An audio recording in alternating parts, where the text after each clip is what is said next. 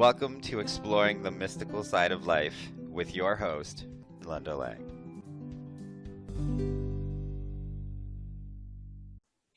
Hi, this is Linda Lang from ThoughtChange.com. Today I'm exploring the mystical side of life with Tani Wolff. Tani is the co-creator of a system called the 10 Terrains of Consciousness. Welcome, Tani. Thanks, Linda. It's wonderful to be here.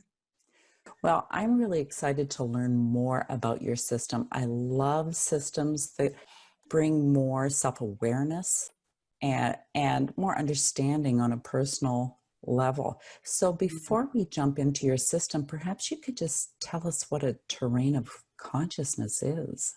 Yes, that's a really good question. So I've co-created this with my colleague, Alan David Reed. He can't be here today, so I'm going to explain it on behalf of both of us. So a terrain of consciousness, there's so many different ways I can explain it, but its simplest way, it's the way you're perceiving reality. I guess it's the pair of glasses that you're wearing. Some people are wearing a red pair, some people are wearing a purple pair, and it's coloring everything that you're seeing, but you don't necessarily know that you're wearing it. And in a deeper way to say it, the simplest way to explain it, but that's more profound, is that if you think that all of us are really one infinite being, and we're all really at our source one, but there's different degrees of separation from that. So depending where someone's at in their spiritual journey, they will have a different relationship to their own infinite self. So when we talk about someone's terrain of consciousness, it's really the core way that they're relating to reality at that particular point on their journey. So you can see up here, we've got these 10 icons. This is essentially humanity's spiritual journey, starting from this end and moving all the way to this end. And so as someone grows and evolves, they can shift from one terrain to the next. And if they do, it's like they've got a new operating system. You know, their whole beliefs have changed, the way they see their relationship to the infinite has changed, the kinds of work they want to do, the kinds of people they resonate with, the modalities they're drawn to, it all changes. And some people, you know, some of your listeners have had that experience where they wake up and they're like, my world is so different from what it was 10 years ago. I see things so differently. They've probably had a terrain shift and now they're wearing a completely different colored pair of glasses and they're interacting with the world completely differently and maybe no longer resonating with people the way they did, and that creates maybe some conflict with family members. So it's just a really helpful thing to understand. It's essentially where you're at this moment in time in your personal evolution. And it also applies to where we're at as a collective, because humanity is also going on this journey. So at any moment in time in human history, we can see where the kind of prevailing terrain of a country or a nation or civilization is. I'd like to just jump in very quickly and ask you, how many terrains might a person traverse in a lifetime? It's a really good question, and this is the thing, this is your life journey, and everybody's life journey is completely different. And we've all got our own divine purpose that we're here for, our own higher purpose. And for some people, it requires them to stay at one terrain for their whole life. It's almost like each terrain is a separate parallel universe or a mystery school. And some people might, their purpose on the planet might require them to go deeply into that mystery school, to stay at that terrain and learn all the lessons there and have all the experiences there and contribute all their gifts to the world from that place. And someone else's life journey might require them to expand and grow a lot and end up like an enlightened master or something. Someone like that might shift 6 or 7 terrains. And most people will shift maybe once or twice in their life. And it's a massive, massive change, and everything changes. But it really is different for everybody. And the most important thing to know is there's no goal here. You don't get a prize if you shift. You know, no one's tracking you. This is all orchestrated by your own infinite self or your own higher learning. And we've all got different things we're here to learn. And you might come back in another life and have a different journey. You might start at a different place and end at a different place. So, do we reincarnate at that same terrain? And not necessarily. Usually, but there are exceptions. But if you think about it, my colleague Alan has this amazing metaphor, which I'm going to try and do, even though I'm not him. And he uses the idea of a rubber band, and he explains it like this is the point of oneness, of infinity, that we all are underneath all of our conditioning and our traumas, and we've just forgotten that. And then your terrain is really the degree to which you're separated from that point of oneness. So someone's all the way out here, or here, or here. There's a lot of charge force holding them where they're at. Traumas, conditioning, past life traumas, karma, belief systems, whatever their infinite self wants them to learn. And it's all kind of a bundle of charge that keeps them at that point in their journey. And then as we heal and let go of the layers and forgive and do the work that many of us are here to do, we start to shift and come closer to our own unity and our own infinite self. So if you've kind of done that and you come to here at this point in one lifetime, you might choose to come back in at that point and keep going on the journey. That's what will happen with most beings, but there are some beings like who've sort of completed the whole journey, they're ascended masters, they've had those lessons. They may choose to come back at a totally earlier terrain to play some role in the collective tapestry that we need somebody to play, that no one else is really willing to do. I mean, it really depends. The answers to these questions actually depend on which terrain you're looking from. So I'm giving these answers, I would say, from Spiral, the coherence-based terrain. So yeah, that's the terrain. The terrain, when someone's at Spiral, they're seeing the world in a multidimensional way. They're seeing their own connection to their infinite self, to their multidimensional self. They tend to be working with past lives or different dimensions or different planetary systems, things like that, different energies, different energy frequencies. So if someone's looking from Spiral or moving into Spiral, that tends to be where they're thinking about things like past lives in a very deep, personal way. And so this journey of 10 consciousness is an evolution. It definitely is. And it's an evolution that everybody's on. As a universe, we're all healing ourselves back to unity. As individuals, we're all healing ourselves back to unity. As a collective, we're all healing ourselves back to unity. It's just the journey that we're all on. We don't know it, but you know, spiritual teachers and masters have been speaking about this for years. They just didn't have a language to explain it in a very systematic way, but they've all spoken about the journey of awakening and what happens as we move from separation to unity and as our ego starts to step aside and we let more of our infinite self run our vehicle. Every teacher in the world has talked about this, but we've just named and mapped what everybody's already talking about and experiencing. And sometimes once you have a map, it's like, oh my God, this explains where I am and where I'm going. And suddenly we have a common language. The more we understand this and have a language to explain it, it can become really juicy. Good. So how do you find out what level or what terrain you're at? Good question. Before I answer it, I'm just going to pick you up on the word level because it's a really interesting one. A lot of people who ask us about this speak in terms of levels because at the moment, as a collective prevailing terrain in the Western world, we are at Diamond, the reflection-based terrain, and it's a terrain that's very much about growth and expansion and my identity, that I'm creating my own identity, and I sense that identity by what's being reflected back to me by others. So it's a looking outside of ourselves for confirmation of our identity, and so we do that in relation to other people. So there's always a comparing of where we're at in our journey to everyone. And a lot of the spiritual teachings are coming from Diamond at the moment, a lot of the gurus and some stuff that's out there. So there's a listening for levels. Am I ahead of other people? Am I at the point other people are at? So this model is actually not coming from that place. It's actually coming from infinity, the unity-based terrain, which it is a deep knowing that everybody's where they're meant to be, and underneath it, we're all one anyway. It really doesn't matter where you're at. They're all equally valuable. They're all equally important. So it's really like you could be 12 years old or you could be 14 years old, but they're just as good.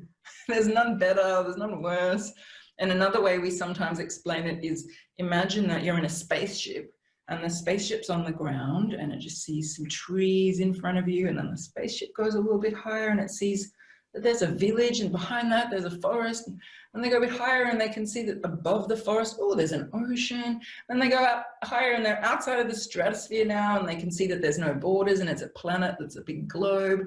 But it's not better to be at 10,000 feet than 20,000 feet. They're just different perspectives. So these are kind of like progressively expanding rings and degrees of separation. So yeah, because once we understand that it's not better to be at one terrain than any other, then when we meet someone who's at a different terrain, instead of trying to teach them and try and get them to grow and see the world the way we do, especially if they're at a more contracted terrain, we can actually allow them to have their experience and have compassion for where they're at in their journey. And that just takes a lot of the charge and the tension out of the dynamic between us. And suddenly we can communicate more easily. We can speak in language that's going to land with them. We're no longer trying to have that energy of trying to change them. And suddenly we're getting along so much better. We're allowing everybody to have their journey, understanding that everybody's infinite self is in charge of the journey. And who are we to say the speed someone else should grow and evolve at? Your original question was, how can you find out about your terrain? Or we have a quiz that you can do. It just takes 10 minutes. It's a little self-analysis quiz. And originally we had to do really long, detailed questionnaires. Over years of really learning what are the key things to ask people that really reveal terrain, we've come up with this quiz, which is easy and fun. It's only 10 minutes and costs $5. And at the end of it, you have the option, if you haven't read the book or you want to learn more, to get a report, which is like a 40-page report, and it explains exactly where you're at right now. And it may be you're in the pocket of a terrain, like you're a diamond, a reflection-based terrain, or maybe you're actually in the process of moving from one to the next, like moving from diamond to circle, the connection-based terrain. And it will tell you at this point in your journey what the real challenges are that you're facing right now, you know, and what are the lessons you're really here to learn right now, and what are the gifts that you're here to bring right now. And people often write back to us in tears, especially at the more expanded terrains where they're not really thinking the same way as their family members or the mainstream culture. One of the things that we give people when they buy their report, just to tie it back into what I was saying, is a free gift, which is a little booklet we made called The Terrains of Famous People in History. And we sort of grouped people, you know, 20 people at this terrain, 20 people at this terrain, and they're all amazing people who we look up to. But you see, oh my goodness, that group, they really do all have the same kind of energy. They did really see the world the same way. Interesting. That group really does too. And it starts to bring to life that these really are very different parallel universes, but they're all equally amazing, because there's amazing people who have shown up throughout history in all of them. And eventually our hope is that we're in the process of building some online courses which will enable people to join a larger community with other people who've really studied this and understand this, and can make friends with people who are at the same terrain as you, and have people who really, really get you at a core level, which not everybody's lucky enough to have in their family or in their local environment. So I have taken your test, Yes. and I would have to say it is very quick, easy and not easy at the same time, because some of the questions, you know, they could really go either way when you have to choose. It's a multiple choice questionnaire. And, you know, you really have to kind of go inside to choose which is more true for you. We found that actually, since we made it a one or the other choice, which the old version wasn't, people are really being honest. So, Tani, what's the benefit of knowing your terrain? How can that help you? Oh my God, it helps people in so many ways. Firstly, if you have people in your life at a different terrain than you, and you know this, just like it can be helpful to understand your personality differences. He's an extrovert, I'm an introvert, I'm more talkative, he's less, you know, all that kind of stuff that a lot of us already know about each other. Sometimes the clashes are not coming from a personality level. They're coming from the fact that you see the world so differently from each other, like the core way you're relating to reality. And at times where there's stress, this really shows itself. So in the COVID lockdown, you know, people trapped together in houses with people not at the same terrain, and some want to wear masks and it seems natural, and others is abhorrent to them. They've got deep bases for these positions, and they're often coming out of their terrain. And just generally when there's stress, like a health crisis or a really big relationship crisis, that's often when a terrain will show itself, because at each terrain, people have different ways of coping and different abilities to bring themselves back to love and bring themselves back to their center. And some terrains are more, will stay in the ego self more and come more from reaction. Other terrains will come more from love and from non-attachment. So if those two are in a room together and going through a big crisis or something, then that can really show itself. So it's incredibly helpful for interpersonal relationships, for romantic relationships, relationships with family, colleagues, things like that. It's also helpful if you want to understand the world, because as I said, this also explains the terrains of politicians or leaders, or the terrains of cultures, collectives. And so the kinds of people who really, you know, are action people who want to change the world. Sometimes we can come from real fear and reaction and anger because we don't understand why people are doing what they're doing. And once you start to really understand that there's actually key things that people at each terrain need to feel safe. And when you really understand that, you can engage in your empowered, in your political action or your cultural, social change action from a much more empowered place and a more effective place and a calmer place. And then I'd say that the third reason, and the most usual reason for people wanting to do this, is for the understanding themselves. So I've just talked about understanding other people, understanding the world, but most people who are on a spiritual journey are deeply wanting to understand themselves, their own reactions, their own relationship to their infinite self.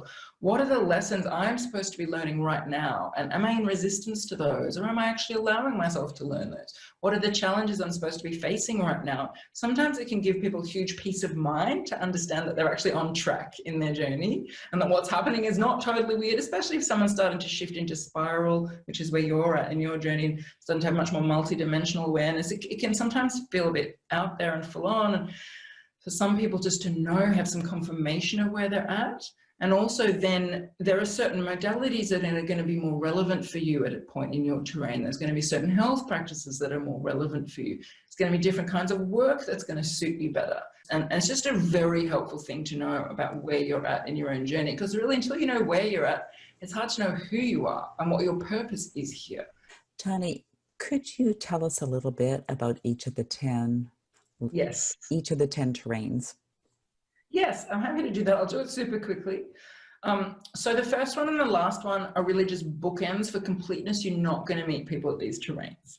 But I'll start with the first one, the matter-based terrain particle. If you want to think of a caveman who's totally coming from fear in every moment, like a visceral survival response, there's not really any story or any thought.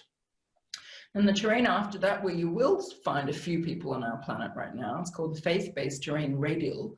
And this is the terrain of fundamentalism. This is where someone has a story that explains everything, and the story is one about some being or God that is causing everything to happen in their life, but their relationship to that is not normal spiritual, mainstream spiritual. It's a fundamentalist relationship. So I will do anything this being tells me without questioning it or any thought. And it's the terrain where you find things like suicide bombing, things like that, where it's a total disempowerment around the external being. And then the terrain after that, the will-based terrain pyramid, this is a reaction to the previous one. So people at this terrain are like, well, I'm going to be the master of my own destiny. Thank you very much. No God or deities telling me what to do. And this is the terrain where someone's really coming from scarcity consciousness and a belief that the world is out to get them and everything's difficult, and whoever's got, it's kind of like a Wild West mentality. Whoever's got the quickest gun wins. And to feel safe, people at Pyramid will want to amass as much wealth and power and the ability to control other people. So this is the terrain where you see empire and conquest and slavery and domination and all of those things of like building a fortress of power in order to keep oneself feeling safe, because of the fundamental way they're relating to the reality that it's a dangerous place. And then the terrain after that, which is where a lot of the mainstream in society is coming from, the order-based terrain, square. This is a reaction to pyramid. And instead of feeling like I've got to do everything for my own personal gain and have as much amount of power and money, now it's a much more selfless, community-focused terrain, because we go from individual to collective. And at this point in someone's journey, they're really believing that their sense of safety comes from being part of a smoothly running system. So here's where we find people wanting to be an upstanding member of society and maybe do the same job for 30 or 40 years because they're seeing themselves as a role in that society, and they're believing in obeying the laws and following the institutions and doing what people have always done and listening to authority figures. And their sense of safety comes from being part of something for the greater good of the majority. And then the terrain after that, the reflection-based terrain, diamond. The difference between square and diamond is, instead of, again, we're at an individual focused terrain, and instead of believing that my safety comes from the system, now I decide who I am. It's all about my unique identity. I'm going to decide from my mind who I am, what my identity is, what's my thing, what's my brand, what's my life path, what's my purpose, and I'm going to go out there and create that and be that. With everything I do is going to show the world that that's who I am. And it's a reflected terrain. So it's a terrain where there's a lot of personal growth, but there's still a lot of focus on the external world because they're always looking for reflection from the external world. And so many of the innovations in our culture have come from people at Diamond, because they're always wanting to overthrow the square. You know, you can even see the picture of the diamond. It's like a square that's been overthrown. We're going to innovate. We're going to change the social systems, the governmental systems, the spiritual systems, the personal growth tools, the dietary tools. It's all the cutting edge life hacking stuff and everything. A lot of the things in our culture, like the invention of the internet, is a diamond invention, because instead of having all the information coming from a centralized source like at Square, now everybody has an opinion, everybody has ideas. So then the shift that happens from diamond to the next one, the connection-based terrain, this is really the biggest shift in the spiritual journey of humanity. It's the shift from outer to inner, and from head to heart, and from doing to being. So what happens as someone shifts, and it can be a very big shift, and it can sometimes take decades or sometimes take days, but Someone shifts into circle, their identity falls away. They're just no longer thinking about it. It's not really that important to them. They're much more connected to their body, to their heart, to the web of life. There's much more a sense of a collaboration and community, much more about vulnerability and authenticity in how I'm feeling in every moment rather than an outer constructed identity. And there's also a really visceral connection to the web of life and to nature. It can be a much simpler way of living, closer to cycles of nature. Like where I live here in this part of Australia, it's a circle community. The prevailing terrain is circle.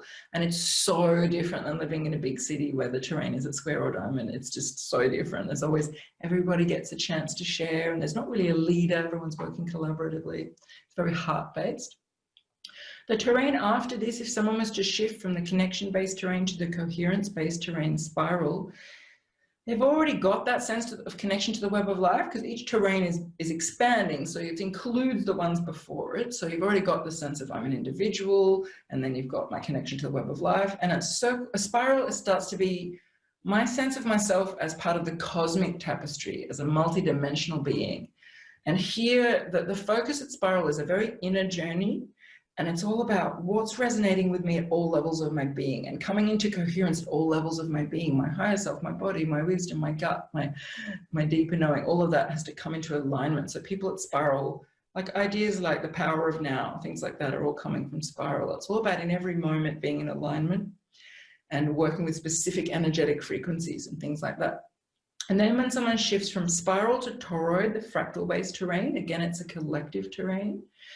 And toroid is very much a deep awareness and knowing in an embodied sense of the quantum field that we all are, and of the playing out of the highest good in the collective tapestry. So they're no longer really so focused on their individual journey. It's much more how the infinite is playing out. And they're coming from such a place of trust and such a place of service. And this is where a lot of the truths have been brought through, because it's a very receptive feminine terrain of bringing information through, bringing truths through. So a lot of the great spiritual teachers have been writing from toroid.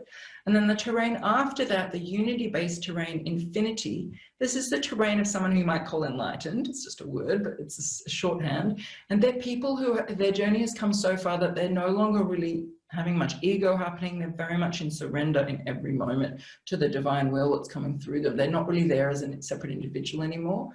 And they're so humble. This is not where you'll find the main spiritual teachers. If you meet someone at infinity, they're very quiet because they don't have any agenda. They don't need to teach anything. They're just in pure state of being moment to moment.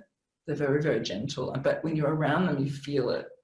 It's like, wow, like just their being is enough to impact you without them needing to do anything. And yeah, they're very much in the world as a witness. They're just there as a witness in total service and surrender to the divine. So it's kind of a balance to the faith-based terrain. At the opposite end, these really are bookmarks. So this is, one is complete I am creator, and one is I give all my power up to a God or a being. So they're both very, very, have a lot of faith, but from a totally different place. One is coming from I am everything that is, there is nothing that's not me. And one is I'm complete subservience to something outside of me that's telling me what to do. And then the one after that, again, it's just a bookend. You're not going to meet people at this terrain. It's called the void-based terrain, no thing. And this is the terrain of like the ascended masters, beings like that. People that have come so far in their journey that they've cleared all charge, even their beliefs around gravity, food, matter, and they can just show up as a being of light. But you're not going to probably meet those people. But that's just the bookend, so for completeness of the map.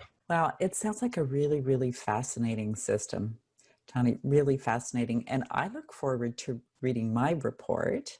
Yes, maybe write me an email, let me know how it resonates with you. Absolutely. And I look forward to having Alan on the show a little bit down the line as well. And we'll jump into the terrains again. Would you like to share the website so the listeners can go check it out?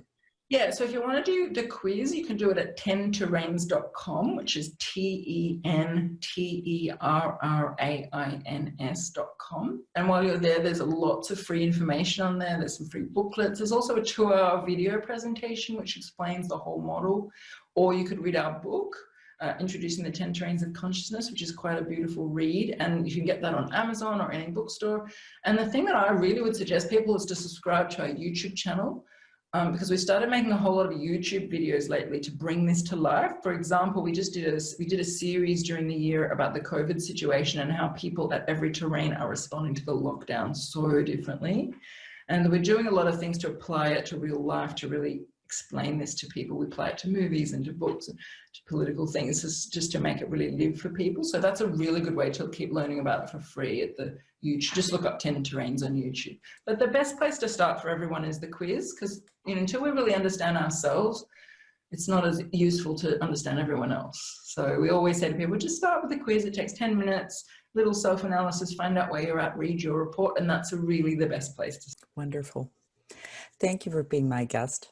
And thank you for listening to this week's edition of Exploring the Mystical Side of Life. You will find us on YouTube, Apple Podcasts, Anchor.fm. Come and visit me at thoughtchange.com and discover what energy medicine can do for you. We'll see you again next time. Bye for now.